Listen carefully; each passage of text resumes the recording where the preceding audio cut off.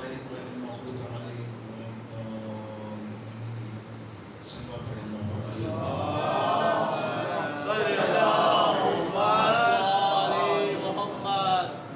ما شاء الله لا حول ولا قوة إلا بالله العلي العظيم. أعوذ بالله من الشيطان اللعين الرجيم. بفضل بسم الله الرحمن الرحيم وبه نستعين وهو خير ناصر ومعين. الحمد لله الذي علا في توحده ودنا في تفرده جل في سلطانه وعظم في أركانه مجيدا لم يزل محمودا لا يزال. الصلاة والسلام والتحية والإكرام على بعثه الله بنور المضيء والبرهان الجلي والمنهاج البادي والكتاب الهادي الخاتم لما سبق والفاتح لمن غلق المعلن الحق بالحق سيدنا ومولانا أبي القاسم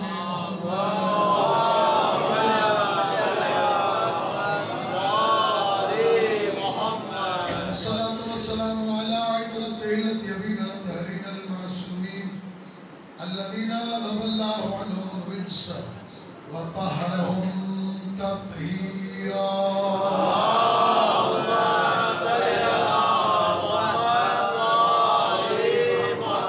اللعنة الدائمة الباقية على أعداء الله وأعدائهم أجمعين من يوم عذابتهم إلى قيام يوم الدين. أما بعد فقد قال الله سبحانه وتعالى في محكم كتابه الكريم بسم الله الرحمن الرحيم اهدنا الصراط المستقيم. سبب پڑھے محمد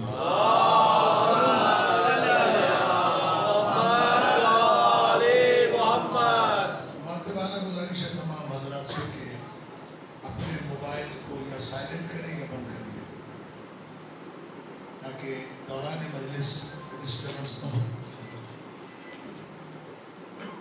میں نے جس آیت کریمہ کی تلاوت کا شرف حاصل کیا ہے اسی سلسلے میں آج میں نے جمعہ کا خطبہ بھی اور دوپہر کی مجلس میں بھی گفتگو کی تھی.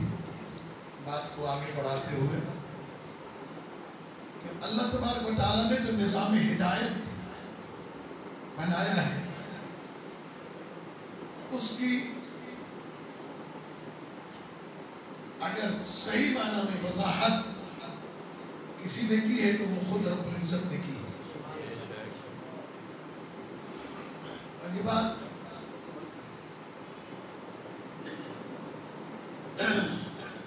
محمد و آل محمد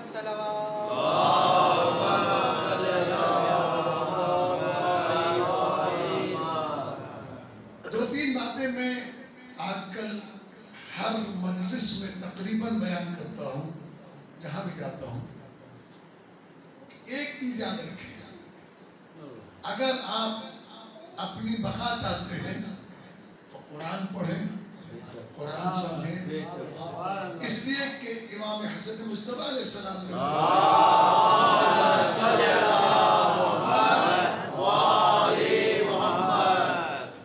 ما بقا فی هذه الدنیا بقیہ الا قرآن, کہ اس دنیا میں کوئی چیز باقی نہیں رہی ہے جس سے آپ حق تک پہنچ سکیں سوائے قرآن کے. امام مبارک پردے غیبت میں ہیں,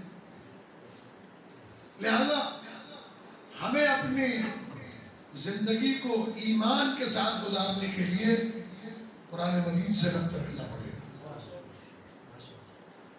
قرآن مجید سے تعلق رکھنا پڑے گا.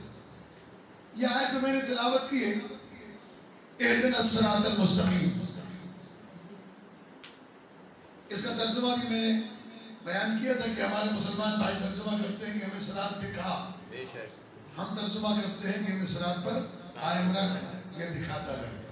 اس کی کیا وجہ ہے وہ میں نے عرض کی تھی کہ عبادت اس وقت تک نہیں ہو سکتی جب تک کہ انسان صراط مستقیم پر نہ آ جائے.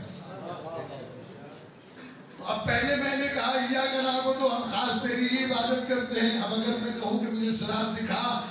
عبادت تو ہوئی نہیں. عبادت تو اسی وقت ہوگی جب میں صراط پر آ جاؤں. صراط مستقیم سے متعلق بہت ساری آیتیں ہیں قرآن مجید میں. دو باتیں آپ کے سامنے عرض کر رہے ہیں, اس کو سوچیے گا. ایک ہے صراط اور ایک ہے سبیل. سبیل بھی رستے کو کہتے ہیں, صراط بھی رستے کو کہتے ہیں.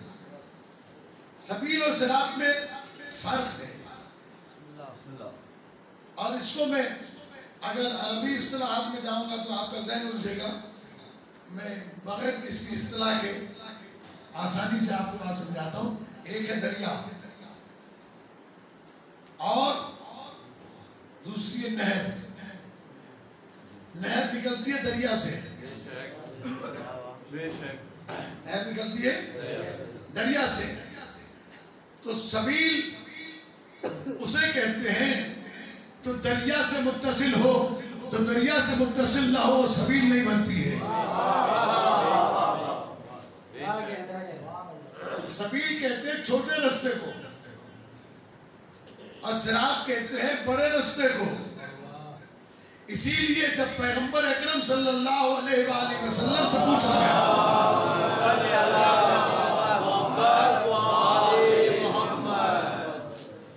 یا رسول اللہ یہ صراط ہے کیا, ہمیں صراط بتائیں. تو ہم ہر نماز میں اہدنا الصراط المستقیم, اہدنا الصراط المستقیم, اہدنا الصراط المستقیم. اور یہ روایت تمام سنی شیعہ کتابوں کے اندر موجود ہے. فرائض السنتین میں علامہ جموینی نے لکھی ہے. اس کے علاوہ یہ روایت جو ہے فخر الدین رازی نے تفسیر کبیر میں لکھی ہے. تفسیر در المصدور میں جلالین نے بھی لکھی ہے. وہ کہتے ہیں کہ پیغمبر نے ایک مرتبہ اپنی دائیں طرف بیٹھے ہوئے علی کو دیکھا اور صحابہ کی طرف اشارہ کر کے کہا ھذا صراط المستقیم.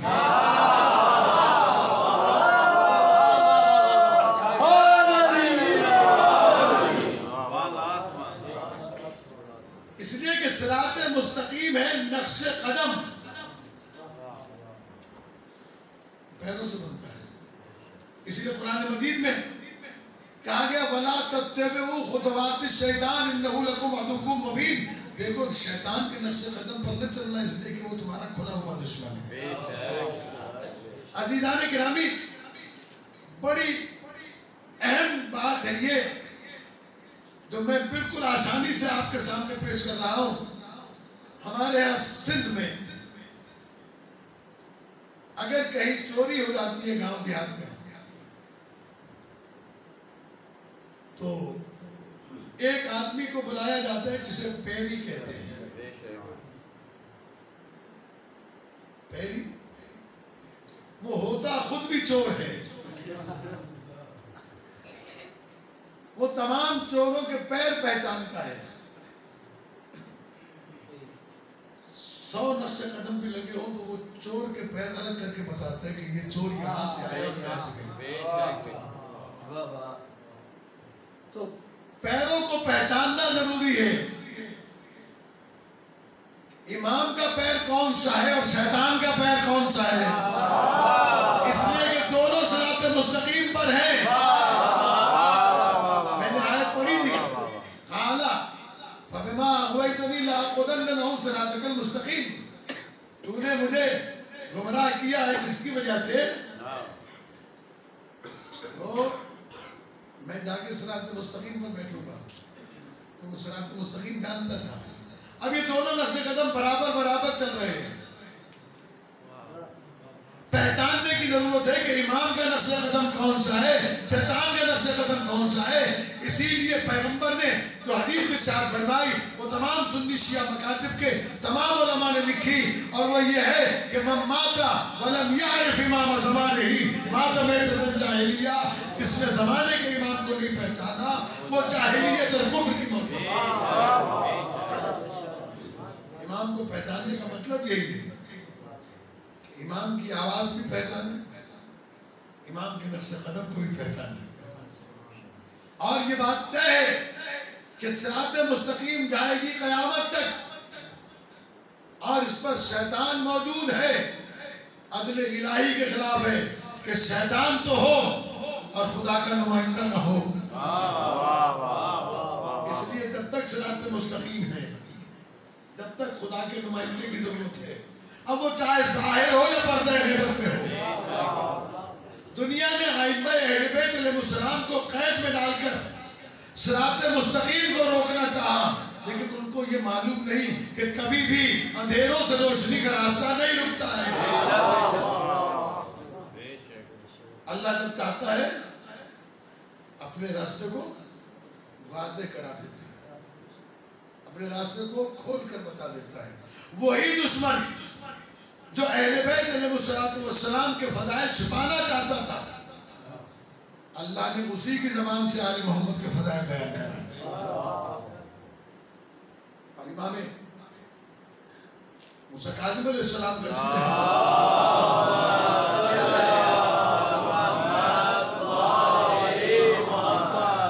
امام علیہ السلام کو قید خانے میں تو رکھا گیا، مسائل میں پڑھوں گا انشاءاللہ آپ کے سامنے.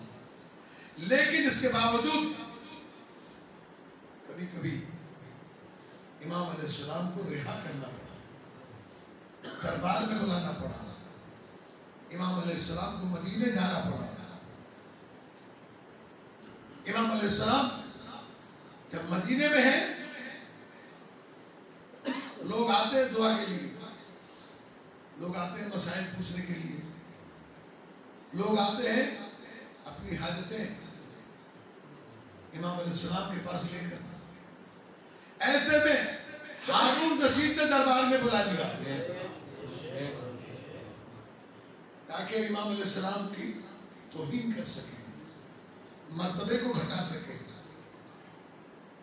امام علیہ السلام دربار میں بلا کر کہنے لگا کہ آپ بھی بنی عبد المطلب سے ہیں اور ہم بھی بنی عبد المطلب سے ہیں، ہم عباس ابن عبد المطلب کی اولاد ہیں، آپ ابو طالب ابن عبد المطلب کی اولاد ہیں. تو پھر اپنے آپ کو آپ رسول اسلام سے زیادہ قریب کیوں سمجھتے ہیں جبکہ ہمارا اور آپ کا رشتہ ایک ہی ہے؟ امام علیہ السلام نے اس کا تو کوئی جواب نہیں دیا، اس لیے کہ بحث کرنے سے مسائل حل نہیں ہوتے. امام نے سوال پوچھا، کہا ہارون یہ بتا اگر اس وقت رسول اسلام آ جائے اس دور میں اور تجھ سے تیری بیٹی کا رشتہ مانگے کیا تو دیکھ رہا ہے؟ میرے لیے باعث فخر ہے کہ رسول اسلام مجھ سے رشتہ مانگے تو میں اپنی بیٹی کا رشتہ دے دوں گا. کہا لیکن میں نہیں دے سکتا اس لیے کہ میری بیٹی رسول کی بیٹی ہے.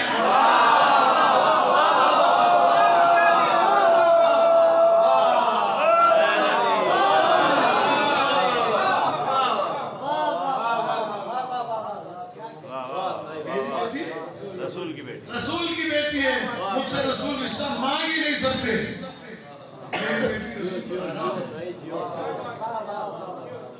ایک جملے نے پورے دربار کو متوجہ کر دیا کہ فرزند رسول کہلانے کا حق انہیں ہے جن کی بیٹی سے رسول کا نکاح نہیں ہو سکتا ہے.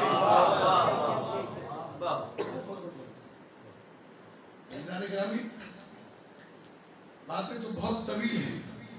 اسی دربار میں پہلے بھی اور بعد میں بھی اور امام کے زمانے میں بھی توہین امام کے لیے بہت سارے مسائل کھڑے کیے گئے. بادشاہ نے اپنے زمانے کے ایک عالم کو امام موسیٰ کاظم علیہ السلام کے سامنے بٹھایا اور کہا کہ ایسے سوال کر کہ امام جواب نہ دے سکے. امام جواب نہ دے سکے. اس نے سوال کیا کہ اگر آدمی حالت احرام میں ہو اور وہ اپنے اوپر سایہ کر لے تو یہ حرام کیوں ہے؟ اور اگر وہ خیمے میں چلا جائے تو یہ جائز کیوں ہے؟ سایہ تو وہ بھی ہے، سایہ وہ بھی. امام علیہ السلام نے مسکرا کے کہا کہ پہلے میرے سلام کا جواب دے، سوال کا جواب دے، پھر میں تیرے سوال کا جواب دوں. کہ اگر عورت اپنے ماہانہ خون میں آ جائے تو اس پر سے نماز بھی ساقط ہے، روزہ بھی نہ نماز پڑھے گی نہ روزہ رکھے گی۔ توجہ ہے آپ کی؟ کہنے لگا بالکل یہ صحیح ہے، کہا لیکن جب ایام ختم ہو جائے تو روزے کی قضا واجب ہے، نماز کی نہیں۔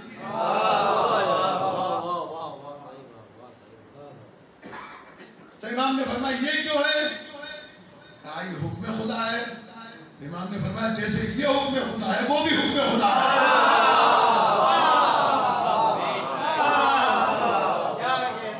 ایسا یہ حکم خدا ہے، ایسا یہ حکم خدا ہے۔ خاموش ہو گیا۔ خجالت، اور بہت سے لوگ امام کے دشمن اس لیے بنے کہ وہ خجالت کی وجہ سے امام علیہ السلام کا مقابلہ نہ کر سکے۔ امام علیہ السلام کا بچپنا ہے ظاہری طور پر، ویسے ہادیان برحق کے لیے نہ بچپنا ہے نہ جوانی ہے۔ یہ دنیا میں آتے ہیں تو آتے ہی سجدہ کرتے ہیں، دنیا میں آتے ہیں آتے ہی سجدہ کرتے ہیں، یہ بتانے کے لیے کہ تمہارے اوپر سجدہ بالغ ہونے کے بعد واجب ہے، ہم آئے ہی سجدہ کرانے کے لیے، ہم آئے توحید کو پہچانوانے کے لیے۔ اسی لیے سید صادق علیہ السلام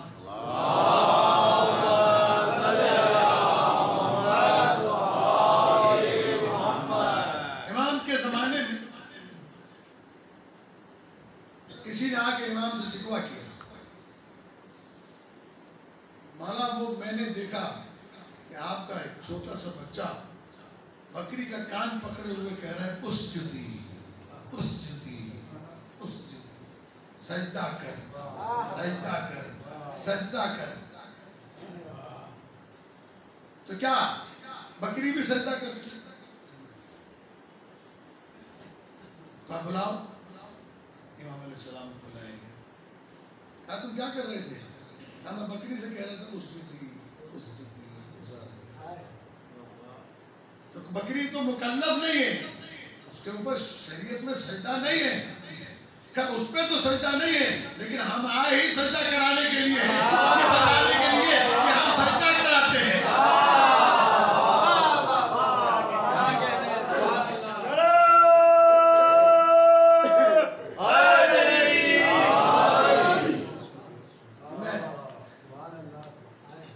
کسی نے آ کے چھٹے امام سے درخواست کی، کوئی 20 سال چھٹے امام کے ساتھ آپ رہے، کسی نے آ کے امام سے شکوہ کیا، مولا میں نے دیکھا آج آپ کے بیٹے کو ایسی جگہ کھڑا ہوا نماز پڑھ رہا تھا جہاں سامنے سے لوگ گزر رہے تھے، کیا نماز ہو گئی؟ چونکہ لوگ ہادی برحق کو اپنے اوپر قیاس کرتے ہیں۔ امام نے بلوا لیا، کہا یہ تم نے ایسی جگہ نماز کیوں پڑھی جہاں سامنے سے لوگ گزر رہے تھے؟ امام علیہ السلام نے جواب میں ارشاد فرمایا، بابا اللہ نے قرآن مجید میں کہا نحن اقرب الیہ من حبل الورید، ہم تمہاری شہرت سے زیادہ نزدیک ہیں، تو میرے اور اللہ کے درمیان حائل کیسے ہو سکتا؟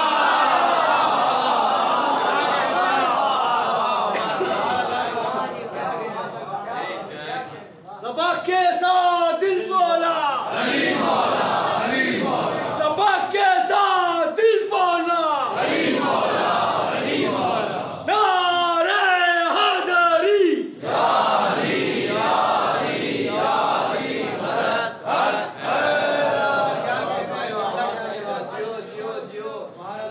اب میں ایک واقعہ آپ کو سناتا ہوں، خدا کرے آپ کو حج بیت اللہ عمرے کی سعادت نصیب ہو، جو گئے ہیں انہوں نے منظر دیکھا ہو کعبۃ اللہ، وہاں بیت المسجد الحرام میں لوگ نماز پڑھتے ہیں، سامنے سے کوئی آ جائے تو فوراً ایک ہاتھ کھول کے ایسے کر دیتے سامنے سے نہیں کھولتا. اگر ادھر سے کوئی آئے تو یہ ہاتھ پوری نماز ایسے گزرتا. یہ عمل آپ کبھی کسی شیعہ کو نہیں کرتے تھے گزرتے. مکروہ ہے ہمارے لیے کہ ایسی جگہ نماز نہ پڑھی جائے جہاں سامنے سے لوگ گزر رہے ہوں، لیکن یہ ہمارے لیے مکروہ ہے، عوام کے لیے نہیں. مجنو کا نام سنا ہے آپ نے؟ واقعہ لکھا ہے باقاعدہ طور پہ. میں آپ کو بطور خاص سناتا ہوں، بطور لطیفہ نہیں، اس کو سنیے گا اور ذہن میں رکھیے. ایک آدمی نماز پڑھ رہا تھا، سامنے سے مجنو گزرا، لیلا لیلا لیلا پکارتا ہوا گزر گیا. یہ تو نماز پڑھ رہا تھا، اس نے نماز توڑی اور جا کے مجنو کا ہاتھ پکڑ لیا. کہنے لگا تو اندھا ہے، مجھے نظر نہیں آیا، میں نماز پڑھ رہا تھا، یہاں سے کیوں گزرا تھا؟ دیکھیے یہ معرفت کی بات ہے جو میں بتا رہا ہوں. یہ میں نے کتاب میں لکھا ہوا ہے. وہ مجنو جو تھا، جس کے کپڑے پھٹے ہوئے تھے، بال بکھرے ہوئے تھے، وہ دیکھ کر کہنے لگا کہ خدا کی قسم میں نے تجھے دیکھا نہیں. اگر تجھے دیکھ لیتا تو میں گزرتا. اور اس کے بعد مجنون نے اس نمازی سے کہا تو عجب اللہ کا عاشق ہے کہ مجھے لیلا کے عشق میں تو نظر نہیں آیا، مجھے اللہ کے عشق میں میں نظر کیسے.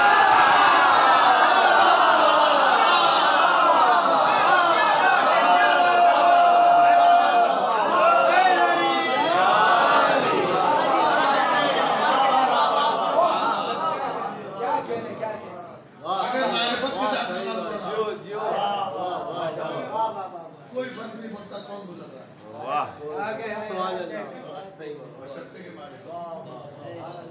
امام نے بتایا کہ اگر اس آیت پر یقین ہو لوگوں کا کہ اللہ شہرت سے زیادہ نزدیک ہے، اس کی نماز کے اندر کوئی دوسرا مخل ہو ہی نہیں سکتا. اس لیے کہ یہ اس کا پوتا ہے، اس کا جانشین ہے کہ جب جنگ میں مولا کائنات کے پیر میں تیر لگا اور لوگوں نے چاہا کہ وہ تیر نکالیں،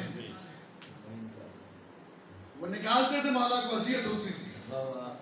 سرکار نے فرمایا رسالت مآب صلی اللہ علیہ وآلہ وسلم نے کہ علی کو چھوڑ دو، جب یہ نماز پڑھے تو نکال دینا.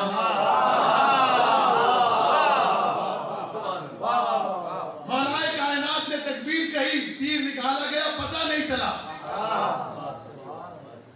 اور اس کو ہمارے بھائی بطور دلیل پیش کرتے ہیں کہ جس علی کو پیر سے تیر نکالنا کا پتہ نہ چلے، اس نے فقیر کی آواز کیسے سن لی؟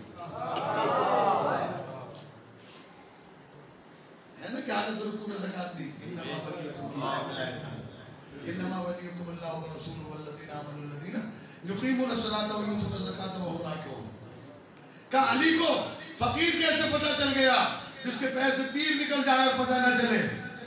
تو اس کا جواب علماء نے لکھا ہے کہ فقیر نے 3 مرتبہ سوال کیا اہل مسجد سے، ہے کوئی جو اللہ کی راہ میں مجھے دے، ہے کوئی جو اللہ کے راستے میں مجھے دے، ہے کوئی جو اللہ کے نام پر مجھے دے.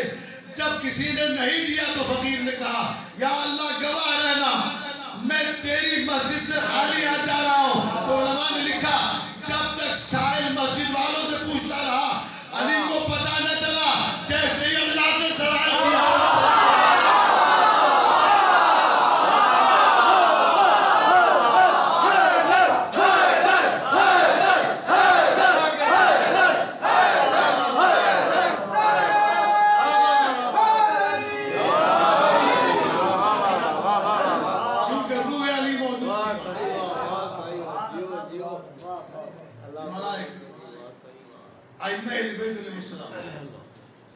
آج ہر آدمی آدمی الگ الگ عقیدے بنا رہا ہے.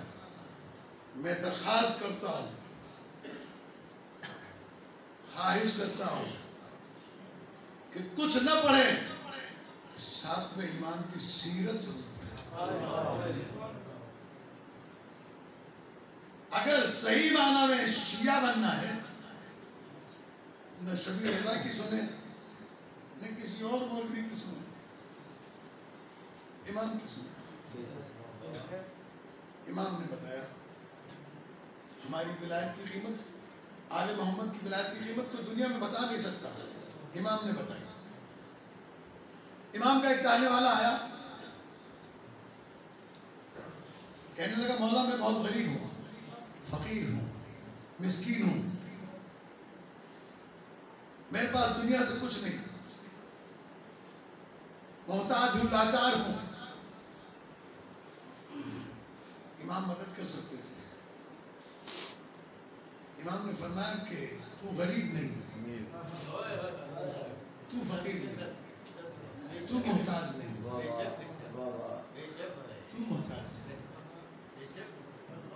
کہنے لگا مولا میں آپ کے سامنے غلط بیانی نہیں کر سکتا، میں جو کچھ کہہ رہا ہوں یہ بالکل صحیح ہے. امام نے فرمایا میں جو کچھ کہہ رہا ہوں وہ بھی صحیح ہے کہ تو غریب نہیں.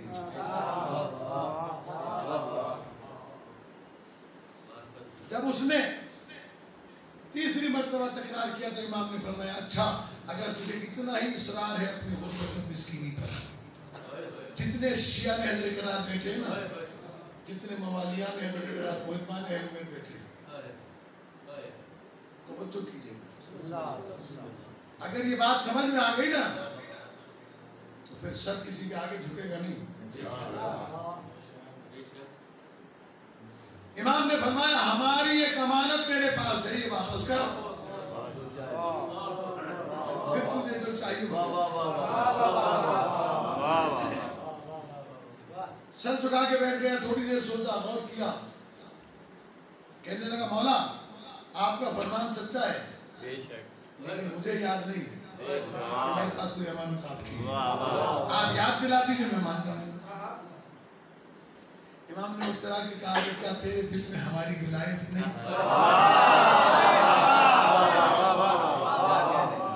کہا وہ ہے، وہ تو ہے. اب امام علیہ السلام کہتے ہیں سودا کر، ہماری امانت واپس کر، پھر اس دنیا سے جتنا چاہے گا تجھے دیں گے، جو تم مجھ سے مانگے گا وہ دیں گے، فقط یہ امانت واپس کر دے. کہنے لگا اگر اللہ ایسی 70 دنیا خلق کرے، توجہ رکھیے گا، اگر اللہ ایسی 70 دنیا خلق کرے، اگر اللہ ایسی 70 دنیا خلق کرے پھر مجھ سے کہے کہ آل محمد کی ولایت واپس کر، یہ ساری دنیا تجھے دیتا ہوں، تو ہاتھوں کو جوڑ کر کہوں گا یا اللہ یہ خسارے کا سودا قبول نہیں.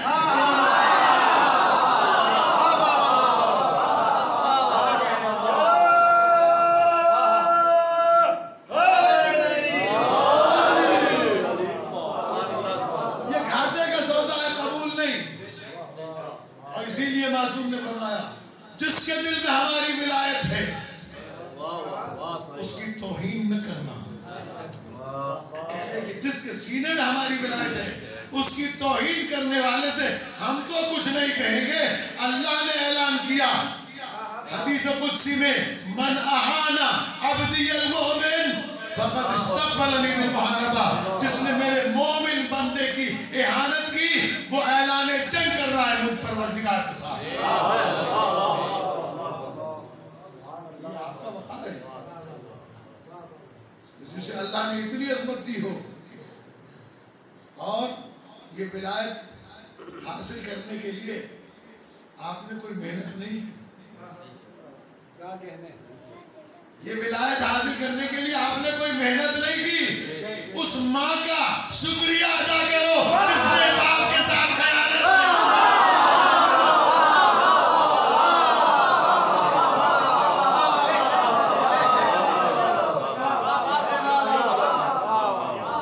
اس کے سامنے سر نہ اٹھانا کبھی، اس کے سامنے سر نہ اٹھانا. اس نے تمہیں یہ قیمتی شے، تو کائنات کی قیمتی شے، 11ویں امام فرماتے ہیں ہمارے ساتھ رہ کر فاقے کاٹنا ہمارے دشمن کے ساتھ مالداری میں رہنے سے بہتر ہے۔ ہمارے ساتھ رہ کر قتل ہو جانے سے ہمارے غیر کے ساتھ زندہ رہنے سے بہتر ہے، اس لیے کہ ہمارے ساتھ رہو گے تو جنت ملے گی، دشمن کے ساتھ رہو گے تو جہنم ملے گی۔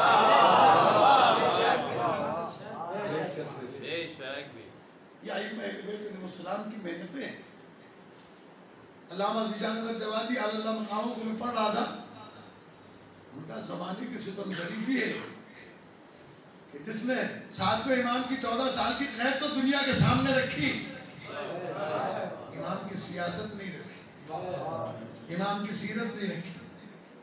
اور آج میں چاہتا ہوں کہ 2 جملے آپ کے سامنے رکھ دوں تاکہ ایک ہے سیاست اتباعی اور ایک ہے سیاست حقیقی۔ سیاست حقیقی وہ ہے کہ جس سے انسان اپنے دین و دیانت اور ایمان اور آخرت کی حفاظت کرتا ہے، سیاست اتباعی وہ ہے جس میں انسان حقیقی رہبر کو چھوڑ کر غلامی کرتا ہے غیروں کی۔ ہمارا کہتے ہیں کہ سیاست جائز نہیں، سیاست جائز ہے، لیکن سیاست وہ ہو جس میں آخرت بن جائے، جس میں آخرت ڈوب جائے، وہ سیاست نہیں ہے۔ اور اس کے لیے نہج البلاغہ میں امیر المومنین کے خطبات ہیں، موقع ملے گا کسی موقع پر آپ کے سامنے عرض کروں گا کہ سیاست کہتے ہی تعمیر کو ہے، تخریب کو نہیں، جہاں ساری امت کو لگا دیا خیرات مانگنے، اس قدر کمزور کر دیا کہ اب لوگ بولنے کے لیے آمادہ نہیں، بولنے کی طاقت نہیں رہی لوگوں میں۔ دن بدن مہنگائی کا بوجھ پڑ رہا ہے، آپس میں بیٹھ کے رو لیتے، آگے بڑھنے کی قدرت نہیں ہے۔ اہل بیت علیہ السلام نے سکھایا ہے کبھی جابر کے آگے سر نہیں جھکا، کیا کرے گا؟ امام حسین علیہ السلام نے اپنے قیام کے دوران شعر ارشاد فرمایا تھا، کیا شعر تھا وہ؟ امام علیہ السلام ارشاد فرماتے ہیں کہ ذلت کی زندگی سے عزت کی موت بہتر ہے۔ ذلت کی زندگی سے عزت کی موت بہتر ہے۔ اور اس کا دوسرا جملہ آپ نے بہت کم سنا ہوگا یا نہیں سنا ہوگا، اس لیے کہ نہیں پڑھا جاتا۔ اس کا دوسرا جملہ یہ ہے کہ اپنی آخرت کی حفاظت کرنا، ذلت کی زندگی گزارنا بہتر ہے کہ انسان اپنی آخرت کو خراب کر دے۔ اس لیے امام علیہ السلام کو قید خانے میں رکھا گیا تاکہ جھکا دے، لیکن ہدایت کا سلسلہ وہاں سے بھی امام نے جاری کیا۔ بس 2-4 باتیں آپ سے، ماتمداری ہے، شریعت تابوت کی برآمدگی ہے۔ امام علیہ السلام کے پاس امام کے شیعہ 3 شیعہ جنہیں ہارون رشید عباسی نے مختلف عہدوں کی ان کو آفر دی۔ مثلا بہلول دانا سے کہا کہ میں تمہیں قاضی شہر بنا دوں، ایک سے کہا کہ ہم تمہیں گورنر بنا دیں، ایک سے کچھ اور کہا۔ اب امام ہے قید خانے میں، قبول کر لیتے، لیکن چونکہ امام کے ساتھی ہیں، معرفت رکھتے ہیں، عقیدہ رکھتے ہیں، کہنے لگے کسی صورت سے ہم اپنے امام تک اپنا مسئلہ پہنچا دیں تاکہ جو جواب ملے اس پر عمل کریں۔ امام علیہ السلام کے پاس مسئلہ بھیجنے کے لیے وہ جو کھانا شام کو لے کے جاتا تھا نا، جو کی سوکھی روٹی اور پانی، اس خادم سے کہا کہ ہمارا ایک شرعی مسئلہ ہے، یہ امام تک پہنچا دے، ہم تجھے اتنے پیسے دیں گے۔ دنیا کے لالچی لوگ، وہ پیسے لے کے چلا گیا، امام کو جا کر خط دیا۔ اب جواب کیسے آئے؟ تو انہوں نے لکھا تھا کہ مولا اس مسئلے کا جواب ہم زندان کے فلاں دیوار کے پیچھے کھڑے ہیں، وہاں جائیں گے۔ امام علیہ السلام کے زندان میں ٹوٹے ہوئے مٹکے کا ایک چھوٹا سا ٹکڑا پڑا ہوا تھا۔ امام نے کوئلہ لے کر کوئلہ اس کے اوپر جیم لکھا اور باہر پھینک دیا، صرف جیم لکھا۔ اب یہ جو ان کے پاس جیم آیا، تو اس کے لیے بھی جیم ہے، اس کے لیے بھی جیم ہے، اس کے لیے بھی جیم ہے۔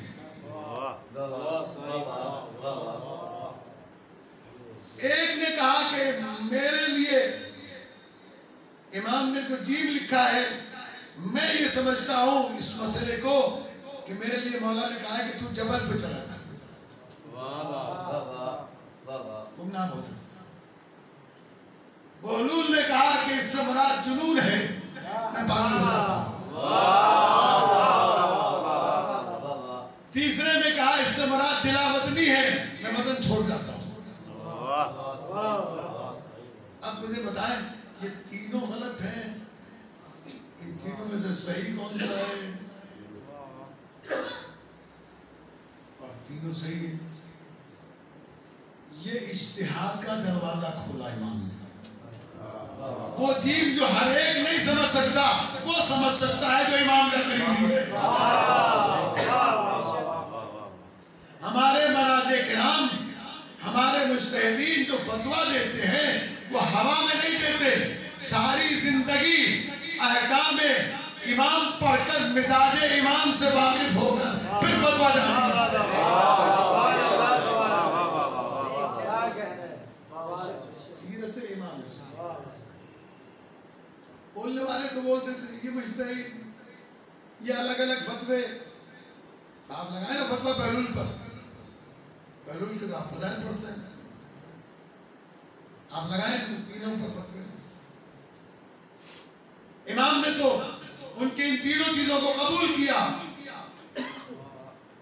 اس لیے کہ ان کی ذمہ داری وہ سمجھتے تھے کہ میں رہوں گا تو کس طریقے سے رہوں گا۔ یہ بہلول کی معرفت تھی کہ میں جنونی بن کر، پاگل بن کر آل محمد کے دروازے کی خدمت کروں گا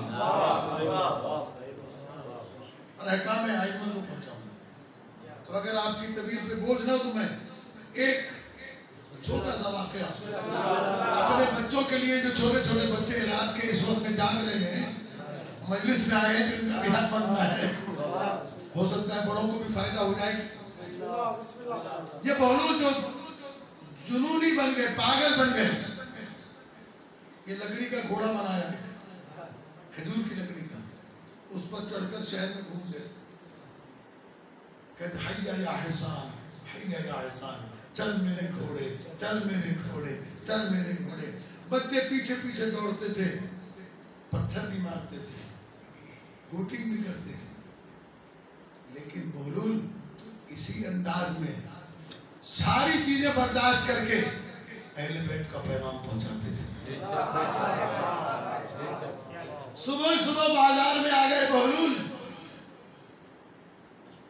لکڑی کا ایک درخت کا کٹا ہوا تنا پڑا ہوا تھا، جس کو ہم سندھی میں کہتے ہیں تھوڑا، اردو میں کہتے ہیں تنا، اور لکھنؤ میں کہتے ہیں لٹھا، یعنی وہ کافی لمبا کسی بھی طرف کا لکڑا پڑا ہوا تھا۔ بہلول آئے اور انہوں نے اپنا گھوڑا ایک دیوار سے لگایا اور اس طرف دو سرے ہوتے نا، ادھر آئے، ادھر سے اٹھایا، تھوڑی دیر کھڑے رہے، پھر نیچے رکھ دیا، پھر ادھر آ گئے، پھر ادھر سے اٹھایا، کافی دیر کھڑے رہے، پھر رکھ دیا۔ اب تو یہ کر رہے تھے، لکڑی کو اٹھا کے ادھر سے اٹھا کے رکھ رہے تھے، ادھر سے اٹھا کے رکھ رہے تھے، لوگ جمع ہو گئے، دیکھے سے پاگل کر کیا رہا ہے. پھر بہلول بیچ میں آ گئے. اب تو بیچ سے اٹھانا چاہتے تو نہیں اٹھتا. جب کافی مجمع جمع ہو گیا تو کسی نے پوچھا پاگل کیا کر رہا ہے؟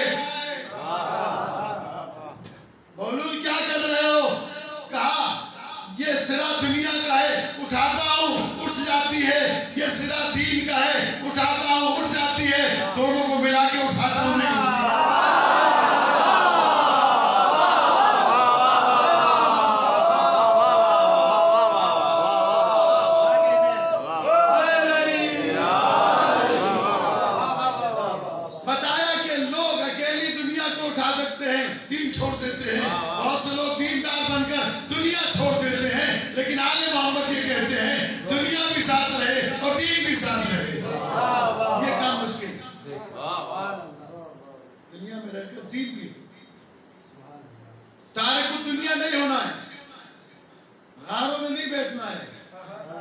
دوسرے روٹی کھلائیں تو کھائیں، مر جائے تو لوگ کہیں گے وہ تو پیر بنی ہے، بڑے پیر صاحب کا انتقال ہو گیا. تو دین نہیں کہتا کہ تم دوسروں پر بوجھ بن جاؤ، اپنا بوجھ بھی اٹھاؤ اور دوسروں کا بوجھ بھی اٹھاؤ.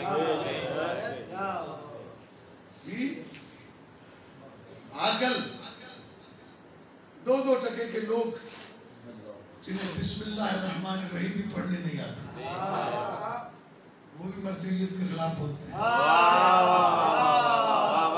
جنہیں طہارت کرنا نہیں آتی وہ بھی مرجعیت کے خلاف بولتے ہیں. انہیں پتہ ہی نہیں ہے کہ وہ جو ہفتوں سورج نہیں دیکھتے. اب میں اس کے لیے ایک مثال دیتا ہوں، اس کے بعد بات کو ختم کر دوں گا. باتیں تو بہت ساری ہیں، ابھی تو میں نے شروع ہی نہیں کیا. پھر انشاءاللہ زندگی رہی تو امام علیہ السلام کی سیرت بڑی طویل ہے. میں اپنے استاد محترم مولانا غلام مہدی صاحب اللہ علیہ مقامہ سلمان زمانہ کا، جن کو لوگ خطاب ملا تھا، علماء ان کو سلمان زمانہ کا خطاب دیا تھا. انہوں نے ایک دفعہ، ہم مدرسے میں پڑھتے تھے اس زمانے میں باگرجی کے اندر، تو مولانا ایک ہفتہ 10 دن مدرسے نہیں آئے، گھر سے نہیں نکلے. اس کے بعد جب وہ آئے مدرسے میں، توجہ رکھیے گا بہت، جب مدرسے آئے تو لڑکوں نے استقبال کیا، مصافحہ کیا، پوچھا خیریت ہے، طبیعت ٹھیک ہے آپ کی؟ کہا بسم اللہ الحمدللہ. کہا 1 ہفتے سے آپ نے آپ کی زیارت نہیں کی تھی، کہاں تھے؟ یہ صاحبان عرفان ہوتے ہیں. کہنے لگے تمہارے پاس آ کے کیا ملتا مجھے؟ 2 باتیں دنیا کی تم سناتی، 2 میں سناتی. میں معصوم کی محفل میں بیٹھا تھا، طالب علم تھے ہم، بات سمجھ میں نہیں آئی. تو ہم نے کہا مولانا آپ کے پاس معصوم آتے ہیں کیا؟ معصوم کی محفل میں تو تبھی بیٹھیں گے نا جب معصوم آئیں گے. کہنے لگے معصوم کی محفل کے لیے معصوم کا آنا ضروری نہیں. تو کہا پھر کیسے آپ معصوم کی محفل میں؟ کہا جب میں کتاب اٹھا کر ورق کھولتا ہوں لکھا ہوتا ہے قال رسول اللہ صلی اللہ علیہ وآلہ وسلم، تو میں سمجھتا ہوں میرا نبی بول رہا ہے، میں سن رہا ہوں.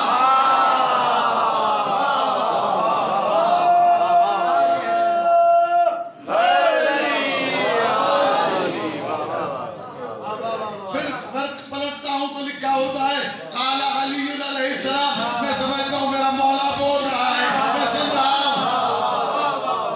کہا معصوم کے زمانے کے لوگ 1 معصوم یا 2 معصوم کی محفل سے فیضیاب ہوتے ہیں.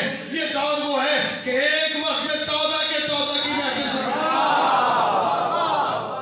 جب دل چاہے علی سے باتیں کرو، جب دل چاہے حسین سے باتیں کرو، جب دل چاہے حسن سے باتیں کرو، جب دل چاہے زمانے کے امام سے باتیں کرو.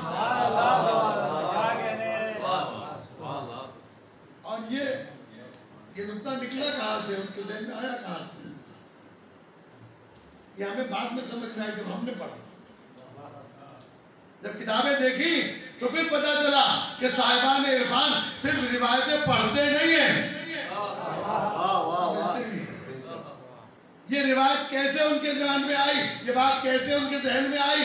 تو اس کے لیے جب ہم نے روایت پڑھی کہ روایت میں لکھا تھا کہ پیغمبر اکرم صلی اللہ علیہ وآلہ وسلم نے اپنے اصحاب سے پوچھا، اے میرے صحابیوں، تم میں سے کون ہے جو اللہ سے باتیں کرنا چاہتا ہے؟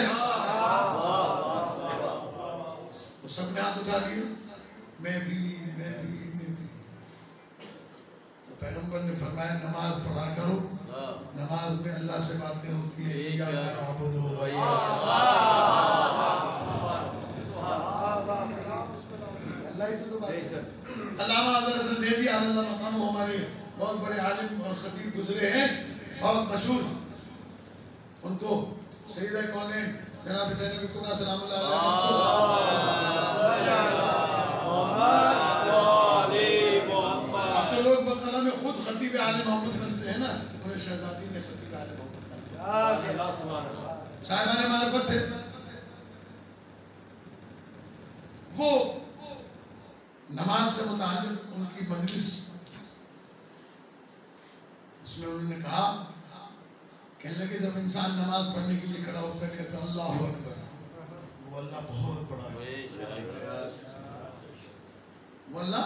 میں مختصر کرتا ہوں، یہ 1 گھنٹے کی مجلس ہے، کیونکہ میں نے بچپن سے جب مجلسیں پڑھنی شروع کی 8-9-10 برس کی عمر سے، تو میں نے ان کی مجلسیں رٹ کے پڑھتا تھا، اسماعیل صاحب کی، بشیر انصاری صاحب کی۔ مجھے بات یاد آ گئی، ابھی موقع کی ہے تو میں اپنے بچوں کی خدمت میں عرض کر دوں کہ وہ کہا کرتے تھے کہ ابھی نماز میں کھڑا ہوا اللہ اکبر، وہ بہت بڑا ہے۔ پھر کہا بسم اللہ الرحمن الرحیم، صلی اللہ کے نام سے شروع کرتا ہوں، تو رحمان اور رحیم ہے۔ الحمدللہ رب العالمین، وہ عالمین کا رب ہے جس کی میں حمد کرتا ہوں، وہ رحمان ہے، وہ رحیم ہے، مالک یوم الدین، وہ قیامت کے دن کا مالک ہے۔ کہ ابھی یہ چند جملے میں نے اللہ کے لیے کہے تھے کہ ابھی تک تو غائبانہ بات ہو رہی تھی اور پھر ایک دم حاضر کی بات ہونے لگی، ایاک نعبد و ایاک نستعین، ہم تیری عبادت کرتے ہیں، تو بھی زمانہ چاہتے ہیں، ابھی غائب تھا اب حاضر ہو گیا۔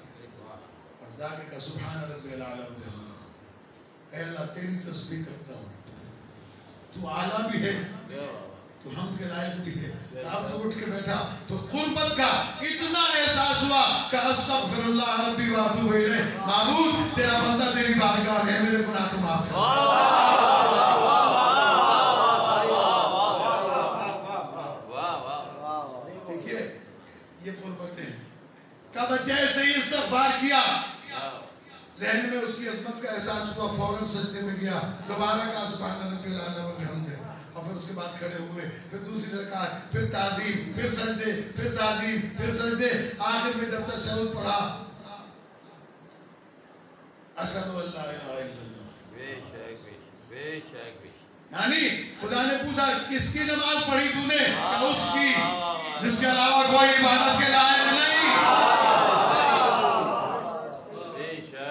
نماز مجھے سکھائی کس نے؟ اشہد ان محمد عبدہ و رسولہ، تیرے بندے محمد نے نماز سکھائی۔ کہ تم تک کس نے پہنچائی؟ کہ اللہم صلی علی محمد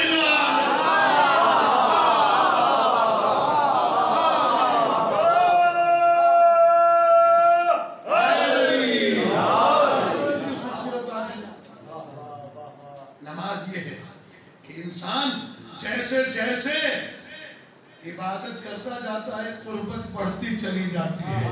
پھر پیغمبر نے پوچھا کون ہے جو اللہ کی باتیں سننا چاہتا ہے؟ سب صحابیوں نے کہا یا رسول اللہ میں بھی. آپ نے فرمایا پھر قرآن پڑھا کرو، یہ اللہ کی باتیں ہیں. میں اس روایت سے مولانا نے یہ نتیجہ نکالا کہ اگر قرآن پڑھنے سے اللہ سے باتیں ہوتی ہیں تو پھر قال علی علیہ السلام کہنے سے علی سے باتیں ہوتی ہیں.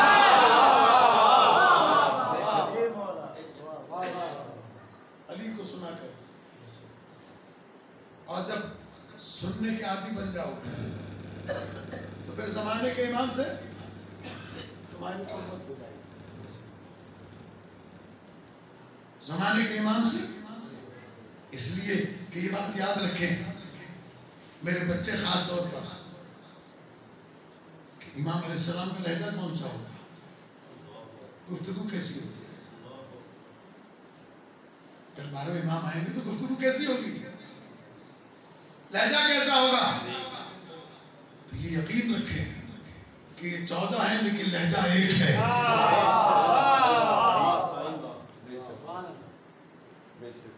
لہجہ ایک ہے. اگر ماں دربار میں بولے تو رسالت کا لہجہ، بیٹی دربار میں بولے تو علی کا لہجہ.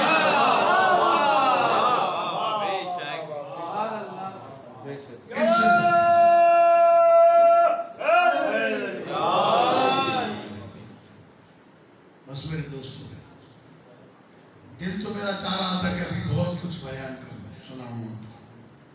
امام علیہ السلام سے متعلق بڑی گفتگو ہے کہ ایک چیز امام نے ارشاد فرمائی وہ ضروری پڑھوں گا، بہت ضروری. میرے بچے میرے دوست میرے جوان صاحب کہ علی ابن یقطین امام کا ایک صحابی ہے. اسے ہارون رشید عباسی نے بلا کر کہا کہ میں تمہیں بغداد کا گورنر بناتا ہوں. تو کہا مجھے 1 مہینے کی مہلت دے. کتنی؟ 1 مہینے. پوچھنے والے ہارون رشید نے پوچھا 1 مہینہ اتنی لمبی مہلت؟ ہمارے جیسا ہوتا تو کہتا اللہ کاغذ سائن کر. کیا بات ہے؟ معمولی بات ہے. کہا 1 مہینے کی مہلت ہے. سوچو اتنا بڑا منصب قبول کروں یا نہیں کروں. ایک مرتبہ خط لکھا اس نے، خط لکھا ساتھ امام کے پاس مدینے بھیجا. غلام سے کہا جلدی لے کے جاؤ، جلدی لے کے آؤ، جتنی جلدی ہو سکے. اب سر پر گھوڑا دوڑایا اس نے، امام کے پاس آیا. خط میں لکھا تھا مولا آپ پر میرا سلام، مولا مجھے گورنمنٹ کی طرف سے آفر ہوئی ہے کہ میں گورنر بن جاؤں، آپ کیا فرمائیں. امام نے اسی خط کے نیچے 2 جملے لکھے. یو توجہ کہ آپ کا امام آپ سے کتنا قریب ہے. امام علیہ السلام نے ارشاد فرمایا، اس کے اندر خط میں لکھا کہ ہمارے نزدیک ظالم حکومت کی ملازمت حرام ہے. ہمارے نزدیک ظالم حکومت کی ملازمت حرام ہے، لیکن ایک شرط پر ہم اسے حلال کرتے ہیں کہ جب تمہیں منصب مل جائے تو ہمارے شیعوں کی مدد کرنا.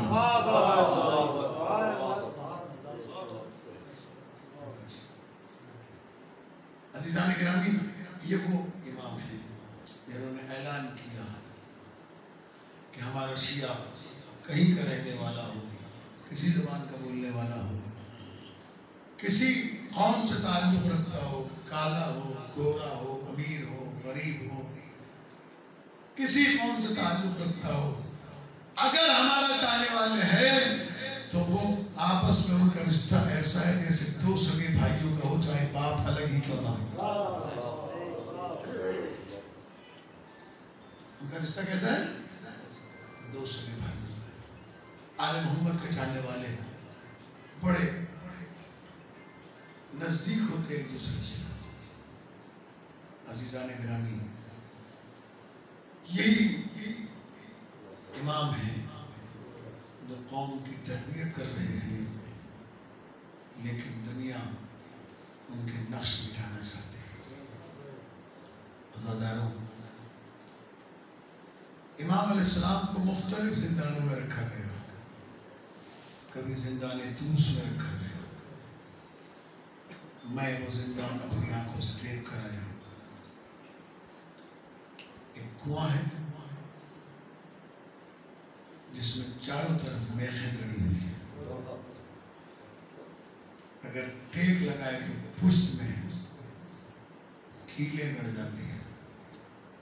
سامنے کی طرف جائے تو سینے میں، دائیں طرف جائے تو دائیں پہلو میں، بائیں طرف جائے تو بائیں پہلو میں.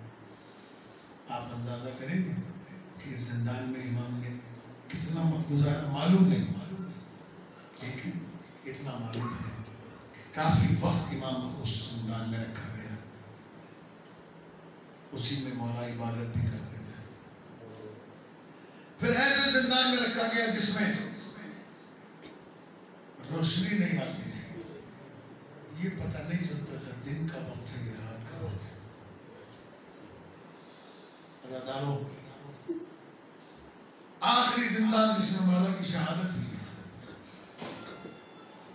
اس زندان میں میرے مولا کی صورتحال یہ ہے کہ وہ اتنا گہرا ہے جہاں نہ روشنی آتی ہے نہ ہوا آتی.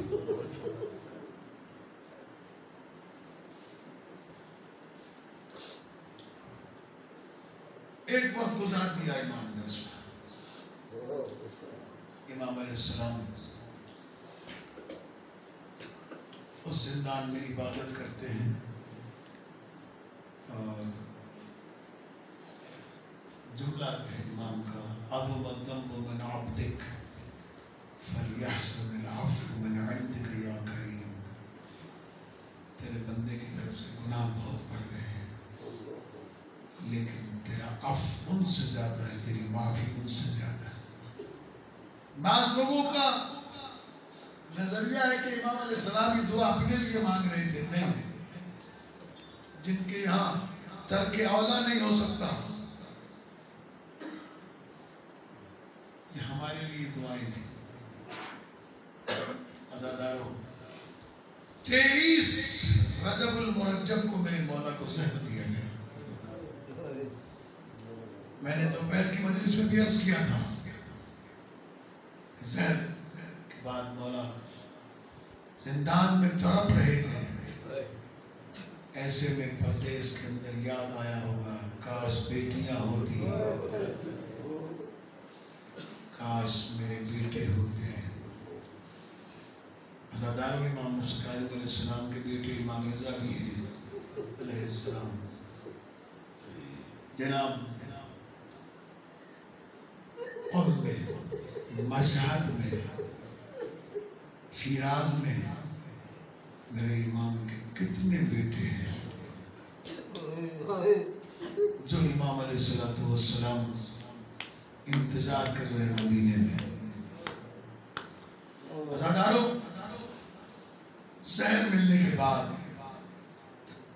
امام علیہ السلام 25ویں کو سندھی بن شاہد، جو آخری دربان تھا امام کے زندان کا، امام اٹھ کے آئے در زندان پر. سلاخوں کو ہاتھ میں پکڑ کے کہا: سندھی، مجھے زہر دیے گئے ہیں، تو جانتا ہے، دروازہ کھول. کہا: کیا کرو گے دروازہ کھلوا کر؟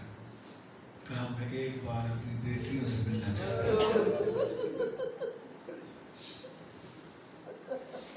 کہا: میں دروازہ نہیں کھول سکتا، سرکار کی طرف سے اجازت نہیں.